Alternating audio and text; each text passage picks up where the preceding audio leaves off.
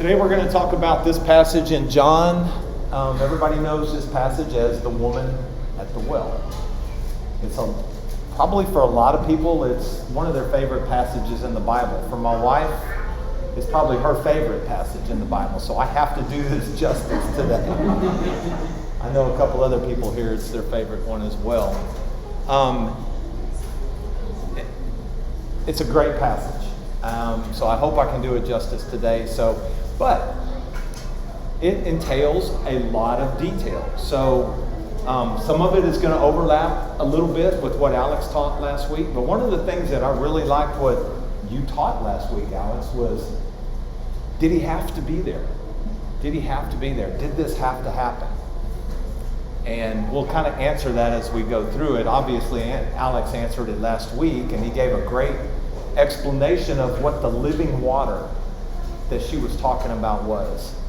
And so keeping all of that in mind from last week, we're going to move forward, but we have to do a little bit of history, okay? And Alex touched on it some, but that wasn't the main focus of his message last week. But there's a lot of history here that if you understand it, it brings everything into focus, brings everything into the right picture. So this map here is basically Israel at the time of Jesus.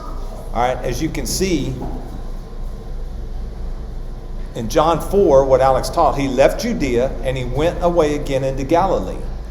So he's down here in Judea, and he's going up to Galilee, which is up there. And he had to pass through Samaria. He had to.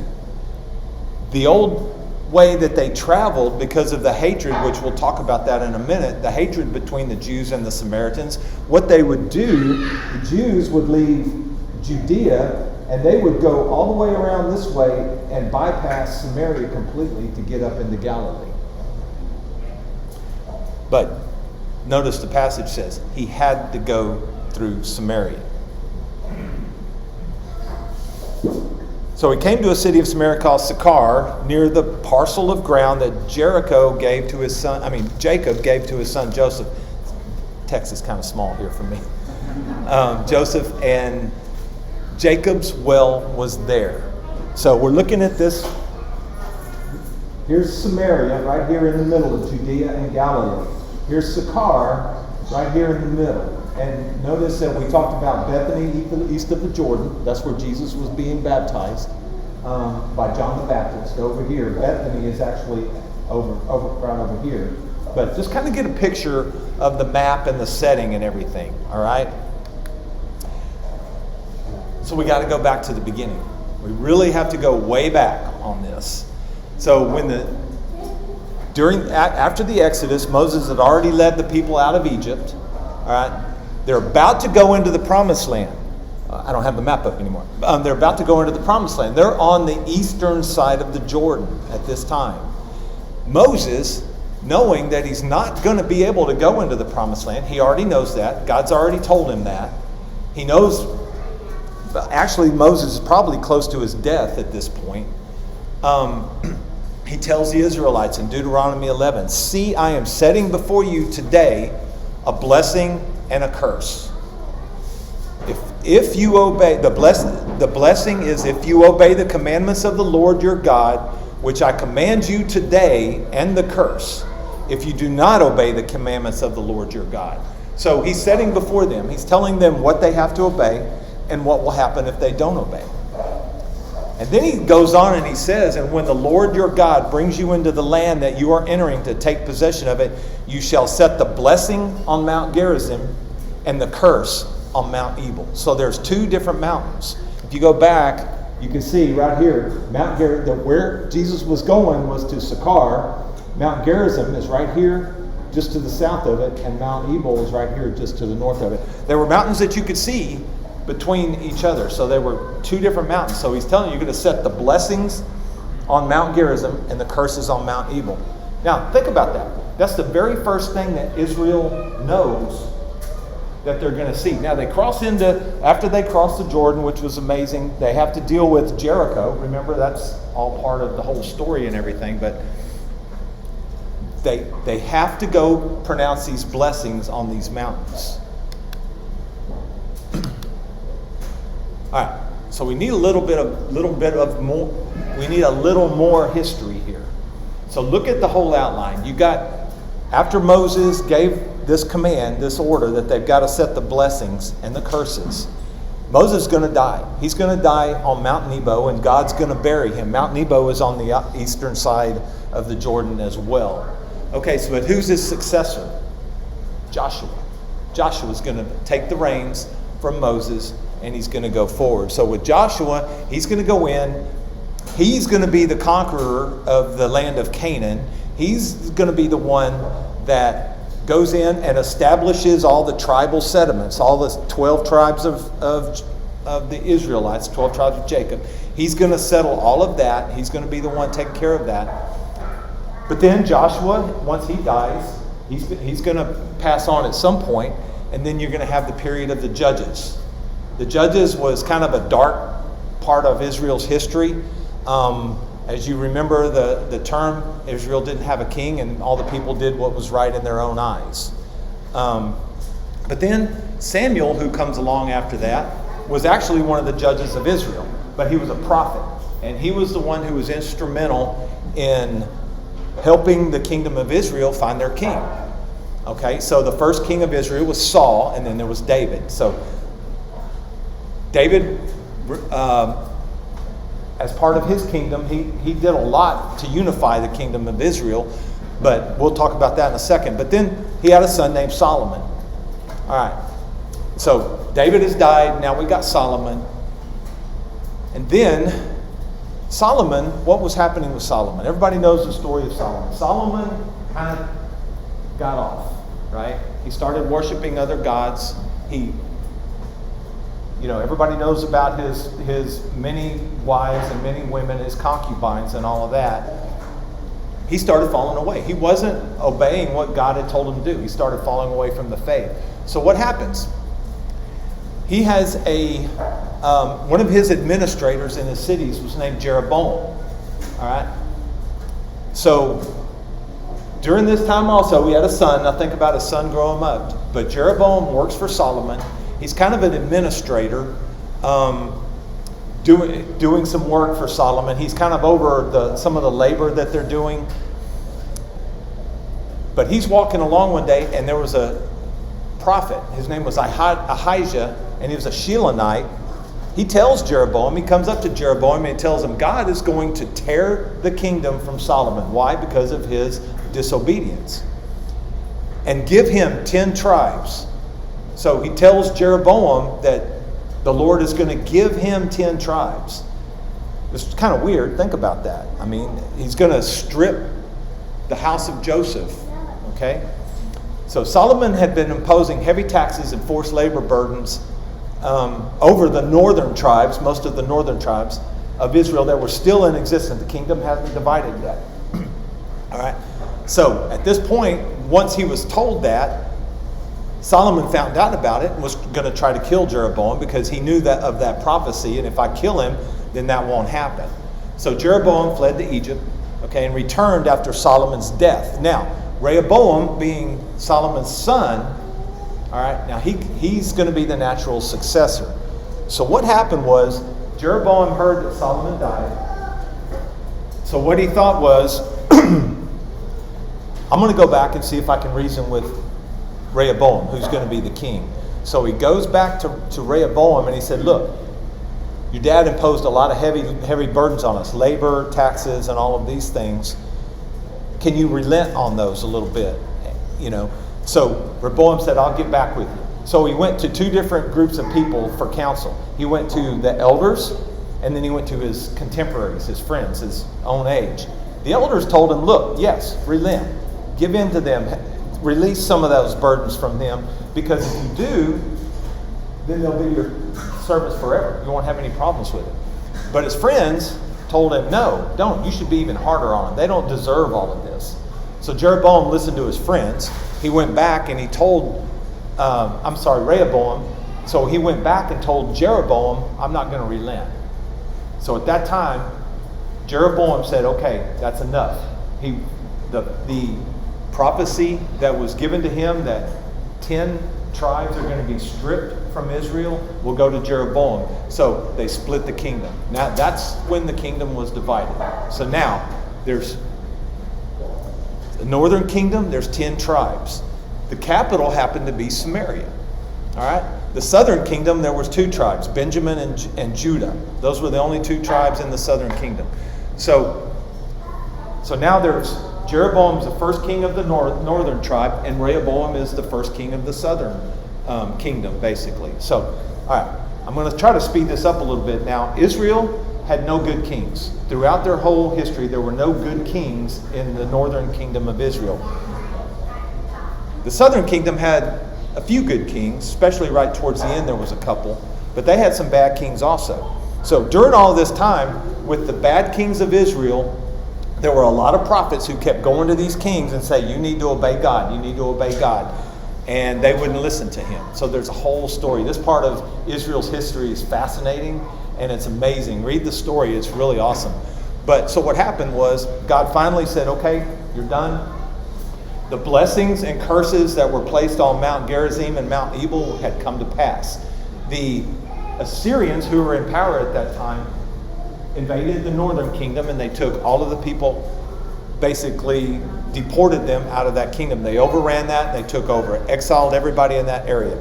So they were deported by Assyria, but they were assimilated into other populations. So this is a huge, huge deal. These people are being scattered all across all that northern part of the Middle East area where above Israel. Some did remain and became part of the population that became the Samaritan community. But some migrated south also and were incorporated in the Jewish population of Judah. All right. Now, you've all heard of the lost tribes of Israel. Okay? Everybody always talks about the 10 lost tribes of Israel. We'll talk about that in just a second. But what happened was, too, now, later, that was in 722 BC. So you're talking almost 150 years later. Judah was disobedient to God, and God kept dealing with them through the final prophet Jeremiah, who kept warning him and warning him and warning them. They disobeyed. Finally, they were overrun by the Babylonians at that time, who had actually come to power. This was 150 years later. There's a lot of history here, guys, but you really kind of have to understand that. So Judah was conquered in 586 BC. The temple was destroyed by the Babylonians. All right. So the 10 tribes, they didn't simply disappear. All right. They didn't just all poof, vanish, and now they're gone. They don't exist anymore. No. Scripture shows that people from the northern tribes actually continued to live among Judah. Now they're scattered for sure. 2 Chronicles describes Hezekiah inviting people from the northern tribes to come to Jerusalem for Passover. The phrase 10 lost tribes describes more of a historical problem of identification. More of that than it describes the tribes disappearing overnight. So while the Samaritans came out of that surviving population of the northern kingdom, they combined with people introduced by the Assyrians. They preserved somewhat of a Jewish religious and cultural history while they developed their own culture separately from the Jews of Judah. Alex said it really good last week. They actually were worshiping their own gods too. These people had brought in their own gods, their own rituals. So these people with the Jewish background, the ones that remain, were mixing with these other populations. So you can kind of see what's going on. There are some people who are Jewish. There are some people now over the years, they've intermingled, they've married, they have kids. There's a whole history. So you can kind of see where all that's going. The Samaritans, though, they truly believed that they were a continuation of ancient Israel. Why? Mount Gerizim was the very first thing that they were told that they would have blessings on Mount Gerizim. It was going to be a holy place. It's not something they suddenly chose after the Jews returned from Babylon. Okay? So all of this stuff happened. The Samaritans considered themselves the descendants of ancient Israelites. Now they read the Pentateuch. They had the first 5 books of the Bible that were written by Moses. Alex talked about that last week. They built a temple sanctuary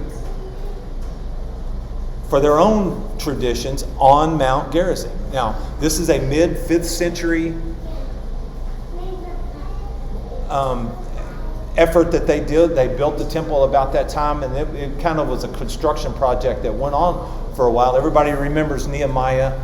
This was all done a little bit before that, but it was all after the exile. Now, if you remember in Daniel talked about the exile. They were all exiled from the Babylonians in 586 BC. But Daniel prophesied that the exile was going to be 70 years. So after that 70 years, they go back. And they go back to Israel, they go back to Judah, to Jerusalem, and they start to rebuild the temple.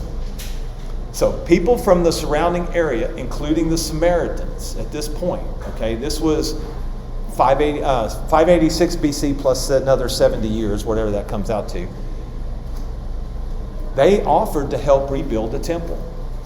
But they were rejected by Zerubbabel, who was actually the one who actually started the effort to rebuild the second temple after it was destroyed.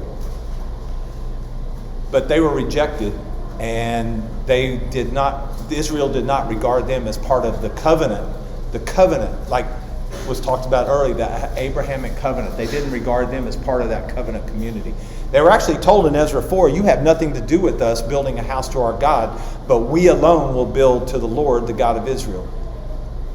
And as Alex pointed out last week, they feared the Lord, but they also served their own gods. That was the Samaritans.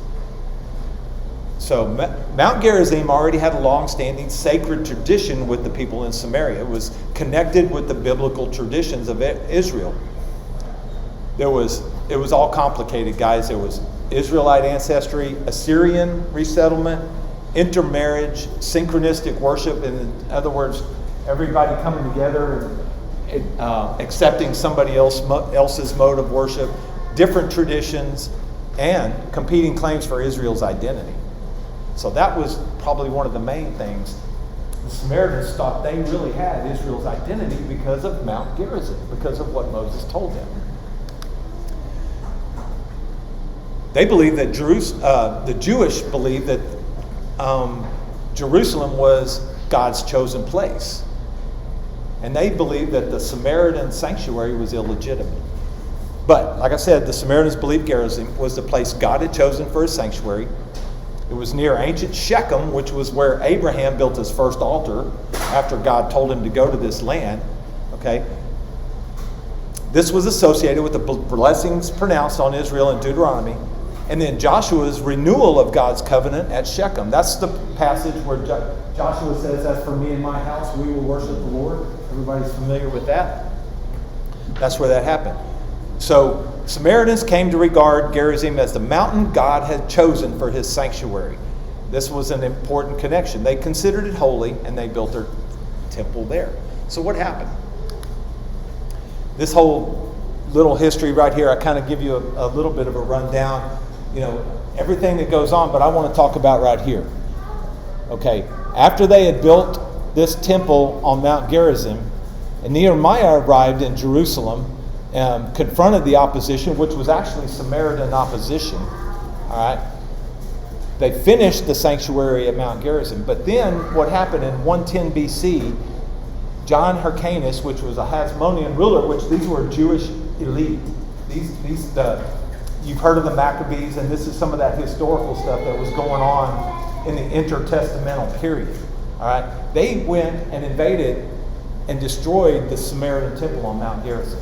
They destroyed it. They said, this is not God, this is not proper. He was instrumental in gaining a lot of territory back for Jerusalem at that time before the Romans took over. So what happened? In AD 6 to 9 period, roughly about 20 years before Jesus came, the Samaritans went and they desecrated the temple at Jerusalem. What they did is they got into the temple after midnight, after they opened up the gates, and they went and scattered human bones around the temple. And this was right before Passover, which was a huge deal because now they didn't have time to go through the cleansing ritual before Passover. So you can see all this stuff that was going on between them was they hated each other because of all of these things. So take that in. Just remember all this. So it's not just we just hate you because you live in a different part of the world. There was history, 700 years of history because of what Moses said. Mount Gerizim is holy to you, but no, David wanted to build his temple, God's temple in Jerusalem. All right, so all of this happened. So that's where we are. That's where we are right now. So John 4:4 again said, and he had to pass through Samaria. So he's walking into Samaria. He's carrying this weight of centuries of history. He's not just going through enemy territory. He's intentionally going into one of the deepest divides in Israel's history. And he's about to reveal himself that he himself is the answer to that complete division. So now let's listen to the rest of the conversation. Now, I'm not going to go too much in here. What I did, I kind of recapped from last week, where first thing Jesus says to her when he meets her at the well. He's at Jacob's well. The woman comes along. He says, give me a drink. Those first 4 words, just give me a drink. There's a lot of implication of that. Alex talked about this stuff last week. He talks about the living water and all of this stuff. So I'm not going to spend a lot of time on that part of it. I just kind of wanted to have that recap from last week so you kind of get in the mode. The last thing he tells her is, everyone who drinks of this water will thirst again, but whoever drinks of the water that I will give him shall never thirst. The woman's like Alex so pointed out so well, it's like, what is this water he's talking about? All right? Now, a couple of other little things that we kind of got to go through here, and then I'll get to moving a little bit faster. Some Jewish writings from the time of Jesus. This is all as far as women and Samaritans, 2 of the lowliest people in the land. Women were considered unequal. They were considered part of the lower echelon of men. So one who eats the bread of a Samaritan is like one who eats the flesh of swine. So they didn't have a high regard for the Samaritans. And then another Jewish rabbi from the period said the spittle of a Samaritan woman is unclean. So think about all that stuff. So you got water, drinking water. This is a Samaritan woman.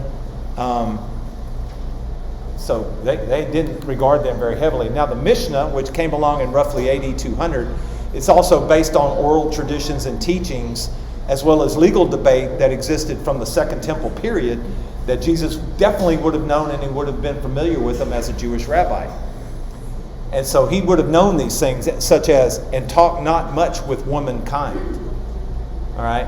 He who talks much with womankind, he brings evil upon himself and neglects the study of the Torah, and at last will inherit Gehenna, which was another word for hell. Gehenna was a place where they burned all the trash outside of Jerusalem, and it was a constant pit of just unending fire. So where's a woman's place in the culture? It's not very high. Where's a Samaritan woman's place in the culture? It's even lower. And what's the significance of Jesus even having a conversation with the Samaritan woman? So think about all those things. All right. Now, this is the passage. I'm not going to read this passage, but what I kind of did was I broke it down into a conversation. Instead of all of the passage, this is the conversation. Sir, give me this water. She's already heard about the living water. So I will not be thirsty, nor come all the way here to draw. Jesus said, go call your husband and come here. She said, I have no husband. Let's leave it right there for right now.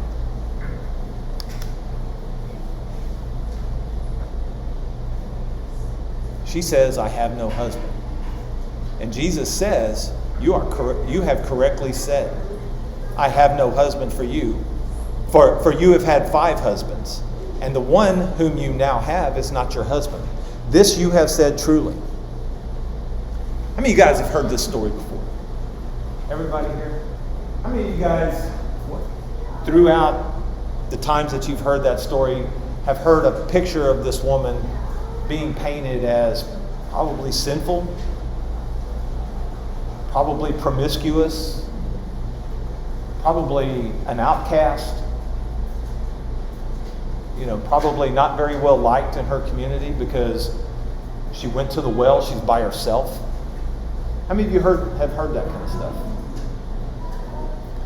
Think about that. Is that all true? What do we know? Right? Is that the way it looks right there?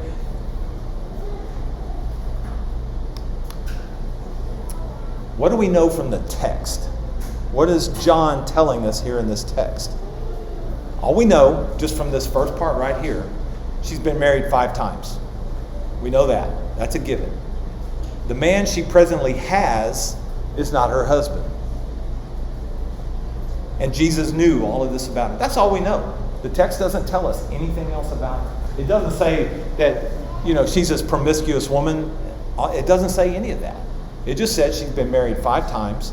The man she presently has is not her husband. And Jesus already knew that. Under Jewish law, only a husband could initiate divorce.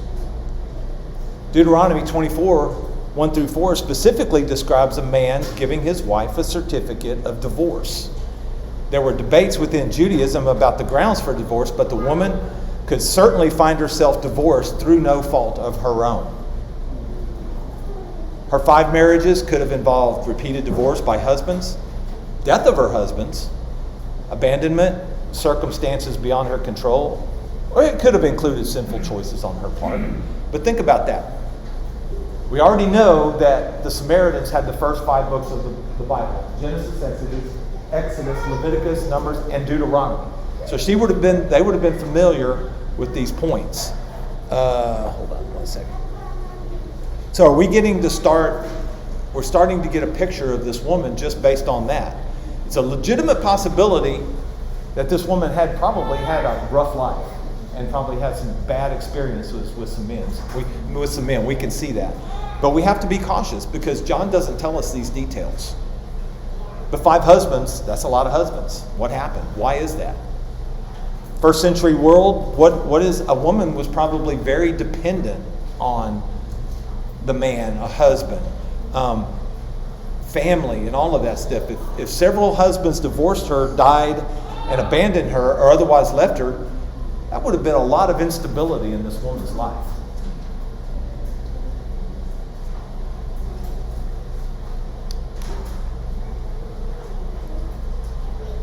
All right, let's look what Jesus said.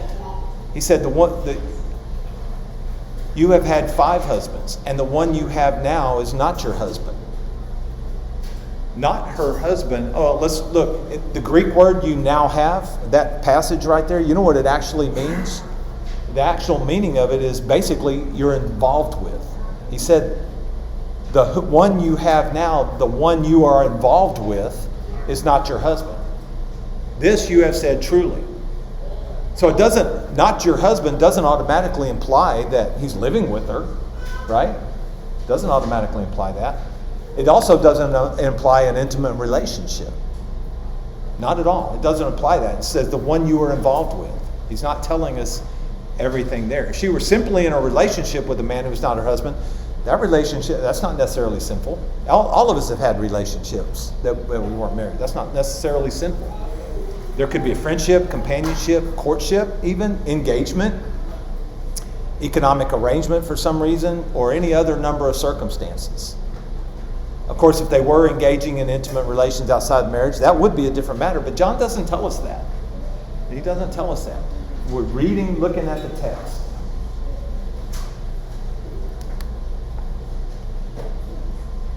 So how does she respond? How does she respond to this? She doesn't defend herself. She doesn't say, well, that's not my fault. She doesn't defend herself at all. She doesn't confess anything about an intimate relationship. She doesn't say anything about that. She does not ask for forgiveness. And she's been honest. She told him right off the bat, I have no husband. And Jesus commended, this you have said truly. Notice how he responds to her. He doesn't say, woman, you need to repent of your immoral lifestyle. Go and sin no more. He's told several other women that, and other, not just women, but men who were sick that he's healed and all that. Everybody's familiar with the woman that Jesus saved, the woman caught in adultery, apparently. There's a whole story about that I'm not going to go into. But he told her, go and sin no more. He never says that to this woman whatsoever. Okay? But what is he doing? He's revealing himself to a person who has a very complicated history, obviously. She's searching for answers. But he didn't confront her with her sin. He did not confront her with her sin. He confronted her with the truth about her life, right? But he was demonstrating that he knows her completely. But this is her response. Sir, I perceive that you are a prophet. Boy, she changed that subject quick, right? She changed the subject. Sir, I perceive that you are a prophet. Our fathers, now this is important, this goes back to the history. Our fathers worshipped in this mountain. You people say that in Jerusalem is the place where men ought to worship. So she immediately goes towards the theological. She's getting the pressure off of her and her life, and she's taking it into a theological perspective. Maybe she realized Jesus was telling her, I know you completely. And she's thinking, this man knows a lot about me that he couldn't naturally know. Maybe she's thinking that a prophet is right in front of her. And that's what she says. I perceive that you are a prophet. She's not asking Jesus about some abstract theological question, though, is she? All right? Our fathers worshipped on this mountain, but you say that in Jerusalem is the place where people ought to worship. She is confronting Jesus with the whole history that we just went through. She's bringing it up. All right? We're talking 700 years of bitter hatred between this people. So, let's look at what we know about this woman right now. She knows about Jacob. That was evident in what Alex taught last week. She knew about the well. That's where she went to get water. She knows about worship. Our fathers worshipped on this mountain. She knows about the mountain, Mount Gerizim. She's not an ignorant pagan woman who'd been completely disconnected from Samaritan society. She's not that person. She appears to know her religious tradition. Even though she had a complicated history, she knows she's not dumb. Okay, she knows a lot of things that are going on right now. She's bringing this up in front of Jesus. And Jesus answers her. It's kind of weird because they kind of bounce around a little bit. And there's a reason for that, which I'll get into in a second. But Jesus says, the hour is coming when neither on this mountain nor in Jerusalem will you worship the Father. So he's basically saying the Gerizim-Jerusalem debate is about to be overwritten by something way greater. He's telling her, the hour is coming. And he talks about neither on this mountain nor in Jerusalem will you worship the Father. So, can you imagine her hearing that? Here's a prophet standing here in front of her, and he's telling her, you're not going to worship here or in Jerusalem. She's probably looking at him like, what are you talking about? Right? So then, Jesus goes on to explain what true worship is, or what will be. The argument over Gerizim and Jerusalem will now be obsolete. You worship, this is what Jesus tells her, you worship what you do not know. We worship what we know, for salvation is from the Jews. So let's put all that together. What he's saying here, he's not saying they worship a different God. They worship Yahweh, the God of Abraham, Isaac, and Jacob. They accepted the Pentateuch, so they knew the first, what Moses had wrote. But he knew that they rejected the prophetic writings, which that's important. It'll be important here in a second. And he knew they had their own traditions, not first temple Jewish traditions. He's saying, you worship in the right God, but you don't fully know the God that you're worshiping. So he is referring to everything that was entrusted to Israel, the law. They knew that. They had that. The Davidic covenant, they didn't know that. That came later. That's past the book of Deuteronomy, the last book in the Pentateuch that they read. They didn't know the promises concerning the Messiah. They didn't know any of that. They didn't know the temple and the sacrificial system other than what was told in Leviticus about the sacrificial system. They didn't know about the temple. Well, they did know about the temple, but it wasn't part of their lifestyle. And they didn't understand or know the promises of redemption that are mentioned, especially in the prophetic writings. They didn't know all that. And that's what Paul writes essentially in Romans 9 when he says the Jews were entrusted with the adoption, the glory, the covenants, the giving of the law, the worship, and the promises. Jesus saying Israel possesses the complete revelation of who God is and what God is doing. The Samaritans missed it. They didn't have it. They didn't have it. That's why Jesus said, we worship what we know. You worship what you don't know. And what did he say? For salvation is from the Jews, not the Samaritans.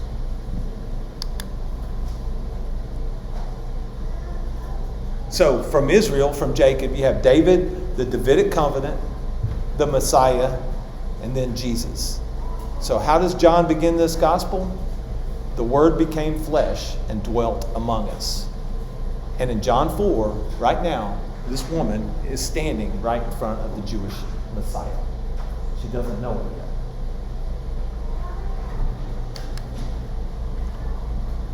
And then Jesus goes on to say, but an hour is coming. And this is the second time he said this. The hour is coming.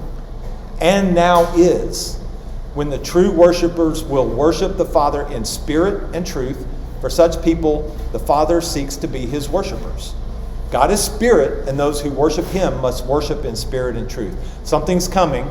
It hasn't been fully accomplished yet, but it has begun. It has started. Jesus is here now, but it's not finished yet. The hour, Jesus, what's he doing? He's foreshadowing his death, his resurrection, his glorification, and the coming of the Holy Spirit.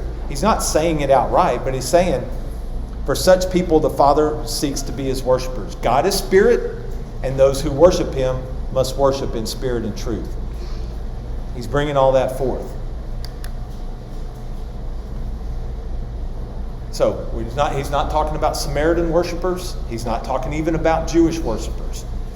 It's no longer an ethnic identity, a geographic location, or even the correct building, not the temple in Jerusalem or the broken down temple at Mount Gerizim. It's not about any of that. No, all it's about is who truly knows God and worship him according to his revelation, which Jesus is just telling her, you worship what you don't know. You haven't had that revelation yet. Those are going to be the true worshipers who worship in spirit and truth. And Jesus, basically in John's gospel, John is kind of pointing Gentiles and Jews will worship the same God. And worship in spirit and truth, it's not talked about worshiping sincerely or even worshiping with emotion as we sit here and sing songs. It's not about, being overwhelmed by the Holy Spirit with emotion so much it's not about that. It's not about emotions or feelings. It's none of that. It means the Holy Spirit bring God's presence to his people. He's going to bring the Holy Spirit to his people. Later in John, in chapter 14, he tells them he dwells with you and will be in you. There's no longer any requirement to worship in any building or any location. God's everywhere. He doesn't need a building to be worshiped, right? And he says, for salvation is from the Jews. He's not saying that Jews are somehow better than Samaritans. He's declaring the fact that God's plan of salvation came through Israel. That's where it comes from. He chooses Abraham. You have Abraham, Isaac, and Jacob, and Israel. Then God establishes his covenant with Israel. Those are the parts that they missed. And the woman says, I know the Messiah is coming. He who is called Christ. When that one comes, he will declare all things to us. The phrase Messiah is coming, and then the parentheses, he who is called Christ. John is making a distinction right there. The Messiah is coming. That's actually a Hebrew term, which he's writing in Greek. They probably wouldn't have understood that completely. So he says, he who is called Christ. So they know that he's talking about the Savior here. When that one comes, he will declare all things to us. So she's expressing her hope that the Messiah is coming, and that he would be able to settle those theological questions. He will declare all things to us. So, even more of a picture about who this woman is, right? She knew about Jacob, the well, worship, Mount Gerizim. She knew about the coming Messiah. So she's not ignorant, okay? She's not ignorant. She knew all these things. And then Jesus reveals to her, I who speak to you am he. Wow, what a powerful. She's standing in front of him. He's telling her all of this stuff, and he's telling her, a Samaritan woman, that I am he. I am the Messiah. That's me. Think about that. That's pretty powerful right there. That's probably the most powerful statement in the whole book of John. I who speak to you am he. Now, she recognized Jesus as a prophet because in Deuteronomy 18, Moses said, the Lord your God will raise up for you a prophet like me from among you, from your countrymen. You shall listen to him. Then he said, I will put my words in his mouth, and he shall speak to them all that I command him. The Samaritans only worship from the Pentateuch, right? They only worship from the 5 books. So their expectations centered heavily on Moses and a future figure they called the Taheb, which basically is a restoring or returning prophet-like figure associated with Moses. So that's what they were looking for. She knew about that. And then Jesus is revealing, I am he. So when he tells her that, she already knew about all this. She wasn't an ignorant person who didn't understand this stuff. She knew the theological ramifications. She knew the traditional ramifications. She knew all of that. She just didn't have the whole picture.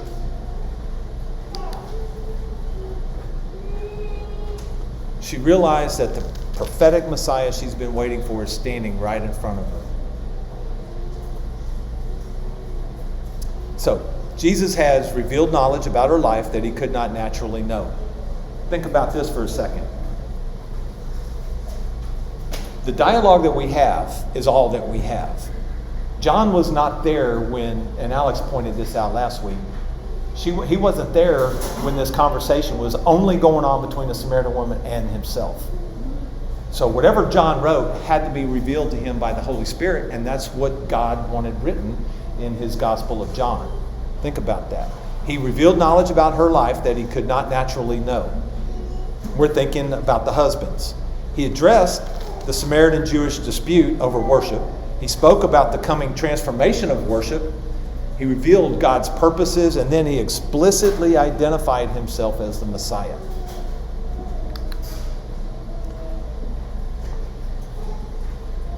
So at this point, his disciples came. They show up now about this time, and they were amazed that he'd been speaking with a woman. Obviously, they knew the tradition and the culture as well. You guys just don't talk to a woman, especially a woman alone, especially a Samaritan woman. Yet no one said, what do you seek, or why do you speak with her? None of them said that. So the woman left her water pot. That's significant. She went up there to get water. Probably wasn't easy. She left that water pot and went into the city and said to the men, come see a man who told me all the things that I have done.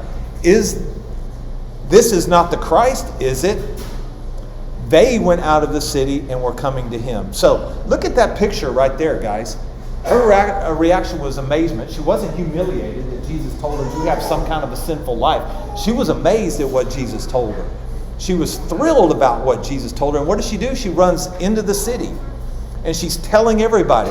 Now, do you think if she was an outcast, a social outcast, it says right here, they went out of the city and were coming to him. If she went into that city as an outcast that nobody liked because of her sinful nature, would they have believed her? She would run in there and say, is this not the Messiah? They said, what are you talking about, crazy woman? They didn't do that. They came out. The people believe her enough to come and see Jesus for themselves. Do you think why John wrote this passage right after his conversation with Nicodemus in chapter 3? He tells Nicodemus, you must be born again. Nicodemus is a representation of the religious establishment, the elite, of Israel. She, the Samaritan woman, represents an outsider, especially a degraded outsider. They both, the religious elite, this outsider, Samaritan woman, they both need the work of God that Jesus is bringing. They both need that. She also said, come see a man who told me all the things that I have done. So I would imagine the conversation was a little bit more than just said, you've had 5 husbands, and then she goes directly into the prophet. He probably told her a lot of stuff, because if you read on in John, the book of John at the end says Jesus did a whole bunch of things that probably would need several libraries to record all this information. He probably told her a lot of stuff about herself. and she's amazed. She's bringing that. Think about her amazement. So I hope you get a different picture of this woman. It's not this social outcast, promiscuous, sinful woman. She's not dumb. She was fairly smart. And the people obviously knew her well enough to believe her. So let's put it all together. Jesus intentionally went through Samaria. It had to happen. It had to happen. He crossed ethnic, religious, and social barriers to reach one woman who needed him. She only came for water, but Jesus exposed a deeper thirst within her. And he exposed her entire history while never shaming her for her status. You never once see any kind of shame. And if anything, Jesus lifted her up from that shame position, if there was one, to a position of honor. Because he revealed himself to her. He corrected her theological understanding of worship and religious and cultural beliefs. He made it clear that salvation is only rooted in God's revelation to Israel. He did do that. And he also, but that worship was entering a new area, not defined by location, ethnic background, or identity. And he talks about true worshipers worshiping in spirit and truth. And true worship is not about where you go. It's not about coming to Almond Tree Bible Church. It's not about going to Transformation Church or Calvary or any of these other churches. What is it's knowing who you have come to. That's what true religion is. True worship is about knowing who it is that you're worshiping. The woman was looking for water. Jesus is the living water. She was looking for answers. Jesus told her the truth. She was looking for the Messiah. Jesus said, I who speak to you am he. She was looking for God, but what happened? God came looking for her.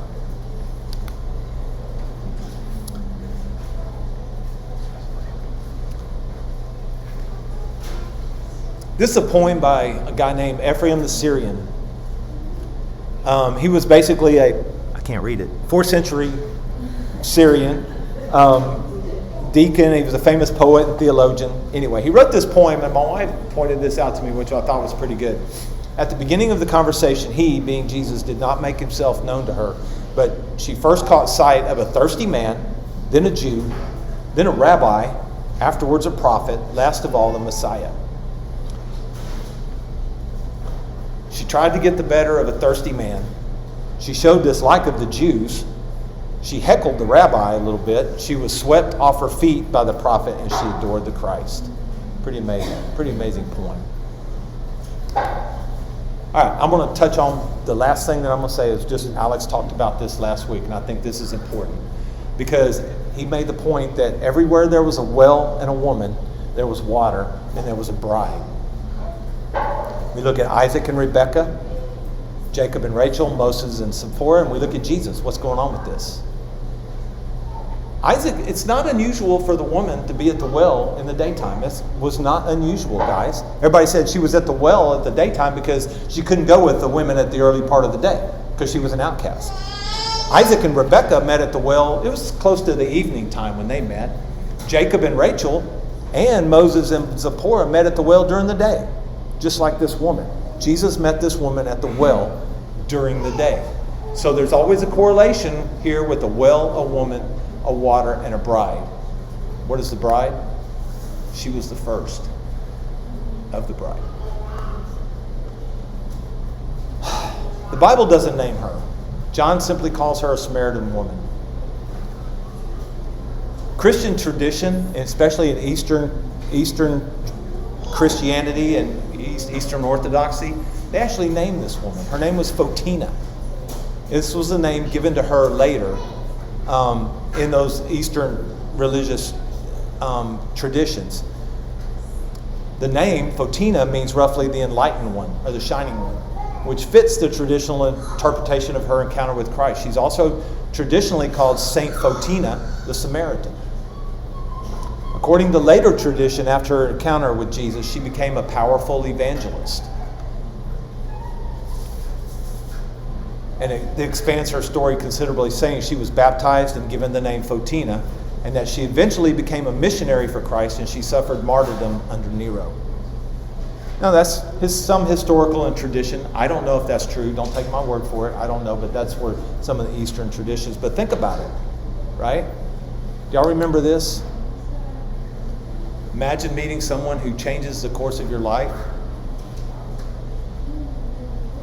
in a single encounter. You think it changed her life? Think it changed her life? I think it did. Look at that picture. That was the way she left, guys. It's an amazing story. It's an amazing story of what God does for us.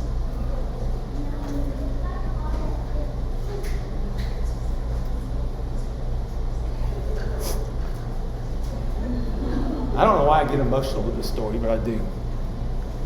He's taking this lowly woman who, she's a woman, she's a Samaritan woman, and he's lifting her up. And he thinks she's important enough to be the first one that he reveals himself to her as the Messiah. That's the first one, guys. That's the very first one. She is the first one of the bride of Christ. Amazing.